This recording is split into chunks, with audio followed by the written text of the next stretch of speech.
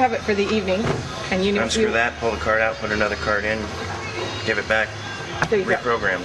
And then in here, there's lots of little things that look like barrels, little tiny barrels, fuses maybe.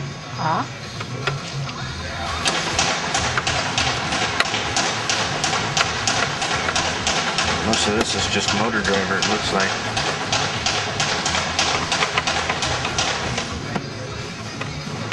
And then there's a battery and a signal converter. And how simple it can be.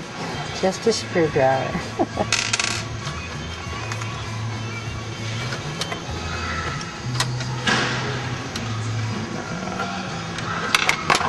There you go.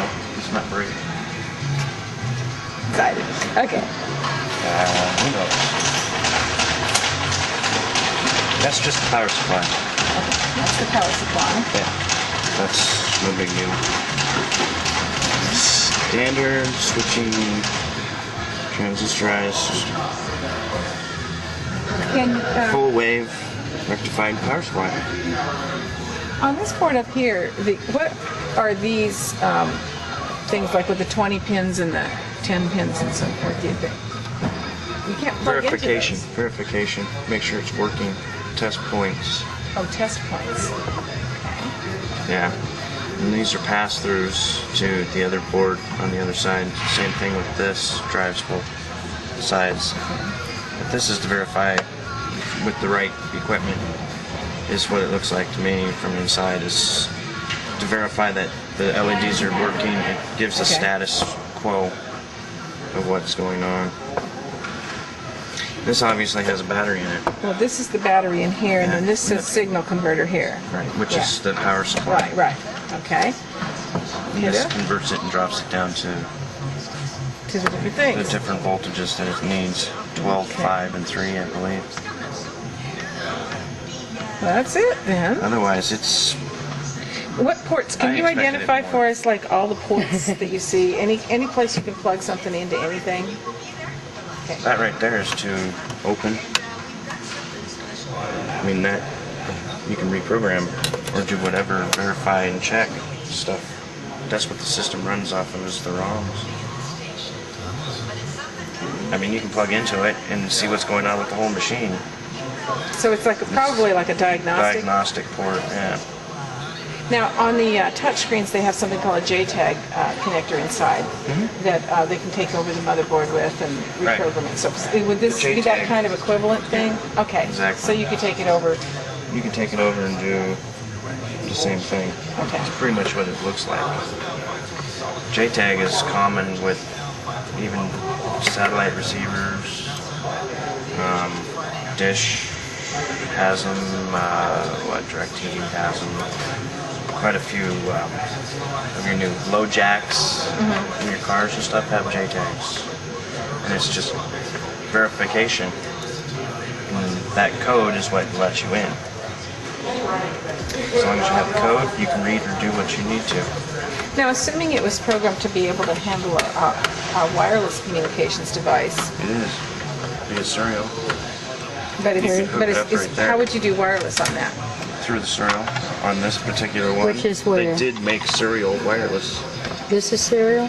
This is a serial port right here for this modem. Right. And this, they made for quite a few years serial wireless. Okay. You could have, or still can, do so. Make it wireless. But then you wouldn't have, then it would be disabled as far as the telephone wire, right? You couldn't have it both ways? Not unless this thing was programmed to do two COM ports out of this. 2 COM ports out of the jack for the modem. Now, when I see things like little tiny wireless chips that are like, this big, the size of my little fingernail. This obviously was not made in it. Okay, so you don't think that could be used on something like this? Hypothetically, unless it was hardwired in, it would be noticeable. It would be. If you open it like this, you'd notice it. Yeah. Really? This is with this particular unit. Yeah. Those are too small too fine a wiring and stuff that you would not. It would just jump It would out. jump out at you. And you'd see it. Okay. There's no denying. Worst case is they could have put it in this. Can we open that without room? Modem? Yeah.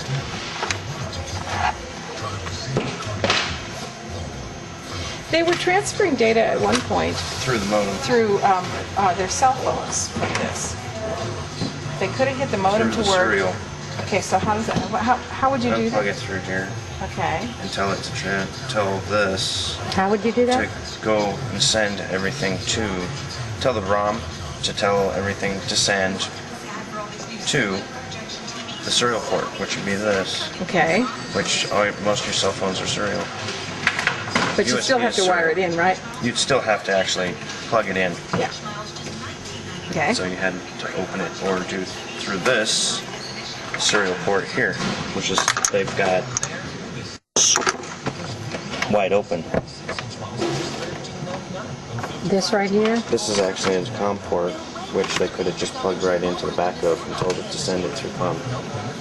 That's COM 1 or COM 2. COM 1 or COM 2 right here. So you have two And serial that's- ports in here that we see. Right. Okay. And what's this one? That's this. Just Oh yeah. Okay. stretched under nice and neat and cozy. But yeah, that's serial. This is for power, which is kind of strange, but backup power, I guess. But yeah, this Okay. can transfer data.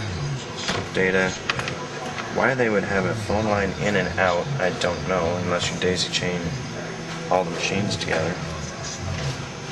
We only usually use one per precinct. Phone line in and out, huh? Yeah, Where is that? on the back here I and wondered here. about that too.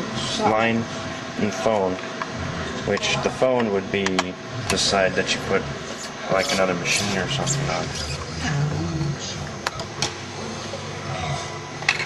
Why would that be on a voting And that's system? just a modem. Is there a Why reason? would it be? Yeah. So you don't have to take and transfer what's on this card to somebody, take the card and haul it around. They can just take and tell it to send it via modem, everything on the card, send it via modem to the other end. Now, do you think it's possible to go from the modem into the card? That's why I said it depends on the machine whether it's set up to hyperterminal or not. To transmit information back and forth, it does that to verify anyway via modem. Verify that it sent something. Okay, send me some more. So, if you took it home and you're good at telecommunications,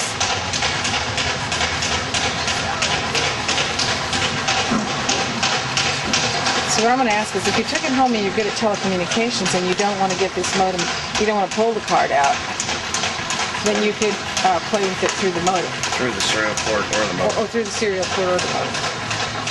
The serial port will do the same thing as the modem.